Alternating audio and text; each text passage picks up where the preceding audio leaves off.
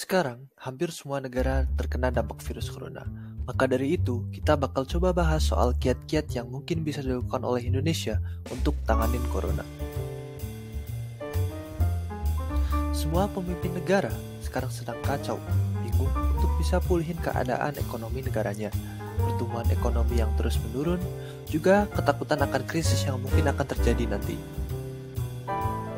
Sementara itu, kita sekarang cuma bisa ikutin instruksi pemerintah buat work from home. Mungkin bagi beberapa orang ini bukan suatu masalah, tapi banyak dari kita yang kehilangan pekerjaan dan juga penghasilan karena PHK pun banyak terjadi. Seperti yang dikatakan oleh salah satu dokter Malaysia, Indonesia merupakan bom waktu bagi virus corona. Grafik penularan corona yang tidak pernah menurun dan tentunya harus segera diatasi. Sebenarnya, udah ada beberapa negara yang berhasil menangani pandemi corona. Emang gimana sih strategi mereka? Yuk kita lihat. Yang pertama adalah Selandia Baru. Negara kecil dekat Australia ini terbilang sukses mengendalikan corona. Di sana udah gak ada lagi penambahan kasus corona sejak Mei lalu. Saat awal wabah masuk ke negara mereka, semua bandara langsung ditutup seketika. Mereka melarang siapapun untuk datang ke Selandia Baru. Gak hanya itu, mereka pun menetapkan aturan untuk isolasi mandiri terhadap masyarakatnya selama 14 hari. Jarang juga terjadi pelanggaran akan isolasi di sana. Dan masih dilanjutkan dengan tes corona secara cepat dan luas, yang menjadikan Selandia Baru salah satu negara yang tercepat dalam urusan tes kepada warganya. Koordinasi antara ilmuwan dan pemerintah juga sangat membantu dalam pengambilan keputusan Selandia Baru. Ini bukan hal yang mengherankan, mengingat sistem pendidikan yang ada di Selandia Baru adalah salah satu yang terbaik di dunia. Sampai saat ini, hanya ada 1.154 kasus, 1.132 diantaranya sembuh, dan 22 meninggal dunia. Oke, mungkin terlalu naif jika Indonesia meniru strategi negara maju. Jadi sekarang kita pindah ke yang lebih dekat. Negara yang kedua adalah Vietnam, salah satu negara ASEAN. Keberhasilan Vietnam dalam menangani pandemi corona merupakan suatu kebanggaan tersendiri bagi rakyatnya. Padahal, kondisi Vietnam gak jauh beda sama Indonesia. Negara berkembang, pendanaan pas-pasan, dan fasilitas kesehatan yang kurang sempurna. Apa sih yang bikin beda?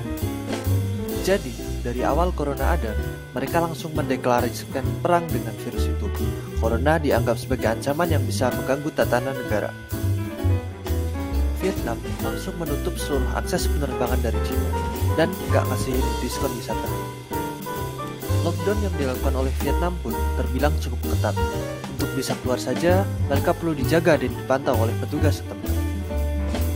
Kunci dari keberhasilan Vietnam sebenarnya adalah koordinasi dari pemerintah yang baik dan rakyat yang patuh. Ya mungkin juga karena mereka adalah negara komunis, beda sama Indonesia yang rakyatnya haus akan kebebasan. Sampai saat ini, hanya ada 334 kasus, 323 diantaranya sembuh, dan yang paling ngejutin, gak ada korban jiwa. Sekarang di Vietnam, aturan lockdown sudah diperlonggar. Pertandingan sepak bola di sana pun sudah bisa digelar, di mana itu menandakan keberhasilan mereka dalam menangani corona. Lalu, bagaimana dengan Indonesia? Mau ikutin Selandia Baru dibilang beda level. Mau ikutin aturan lockdown Vietnam, rakyatnya susah diatur. Apalagi, corona di Indonesia udah sampai 38.000 kasus, dan bisa nambah sampai 1.000 tiap harinya. Kita emang gak bisa tiru 100% strategi dari negara lain, tapi kita bisa modifikasi strategi mereka agar sesuai dengan situasi dan kondisi. Nah, beberapa strategi berikut mungkin bisa diterapkan di Indonesia. Solusi yang pertama adalah lakukan tes COVID secara cepat dan luas. Strategi ini terbilang sukses ketika dijalankan di Korea Selatan. Strategi ini dijalankan di Korea tanpa menerapkan lockdown pada masyarakatnya. Itulah kenapa ini cocok digunakan di Indonesia. Jadi, kalau kata pemerintah Korea sendiri, kunci dari penanganan corona ini adalah transparansi kepada masyarakat, tes yang universal, kontrol yang ketat, dan juga perawatan.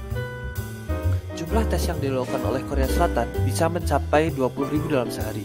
Mereka juga menerapkan sistem drive-thru, di mana seseorang diambil sampelnya dalam keadaan masih dalam mobil.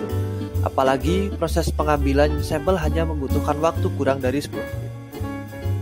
Memang, sistem drive-thru belum cocok kalau diterapin di Indonesia. Tapi Indonesia harusnya bisa melakukan tes secara cepat dan luas seperti yang dilakukan oleh Korea Selatan. Dengan diadakannya tes COVID secara luas dan cepat, pemerintah daerah bisa memutuskan tindakan sebelum corona benar-benar menyebar di daerah. Solusi yang kedua adalah peningkatan kapasitas layanan kesehatan. Salah satu faktor mengapa Italia memiliki tingkat kematian tertinggi adalah kapasitas layanan kesehatan yang masih kurang memadai. Pemerintah Italia sudah berusaha membangun beberapa rumah sakit, tapi itu sudah terlambat. Belajar dari Italia, pemerintah kita seharusnya memperkuat sistem layanan kesehatan khususnya pada daerah terpencil. Di Indonesia masih sangat sedikit layanan untuk kondisi gawat darurat, jadi sebaiknya harus dibangun sebelum benar-benar terlambat. Dana pembangunan infrastruktur sekarang mungkin bisa difokuskan pada pembangunan rumah sakit di berbagai daerah. Mengingat ini adalah kondisi darurat dan Indonesia berada dalam posisi yang sangat mengkhawatirkan. Apalagi pada Undang-Undang Nomor 36 Tahun 2009 disebutkan bahwa setiap orang memiliki hak yang sama untuk bisa memperoleh akses dan sumber daya di bidang kesehatan. Jadi pada daerah terpencil pun harus tetap mendapatkan pelayanan COVID yang sama. Ketakutan sebenarnya dari pandemi ini adalah saat corona sudah menyebar luas dan layanan kesehatan sudah tidak lagi cukup menampung pasien. Solusi yang ketiga adalah dengan isolasi dan kasih fasilitas. Isolasi atau lockdown memang susah diterapkan di Indonesia. Tapi jika lockdownnya ditambah uang saku bagi masing-masing kepala keluarga, mau gimana pun rakyat bakal patuh kalau disuruh di rumah aja. Kebanyakan orang nggak mau di rumah aja ya karena mereka nggak punya penghasilan. Ntar bingung dong anaknya mau dikasih makan apa. Jadi kalau udah dibiayain sama pemerintah, mereka nggak perlu khawatirin lagi soal nasib anaknya. Strategi ini sudah diterapkan di negara Jepang, yang notabene utangnya udah sampai 300% dari jumlah GDP-nya. Mungkin ini ide yang terlalu freaky, tapi tentu pemerintah juga bertanggung jawab atas keselamatan warganya kan? Sekarang, kita masih sering lihat orang yang kasih donasi sana-sini. Tapi jika pandemi ini berlangsung selama bulan-bulan, atau mungkin bertahun-tahun, apakah donasi akan tetap lancar?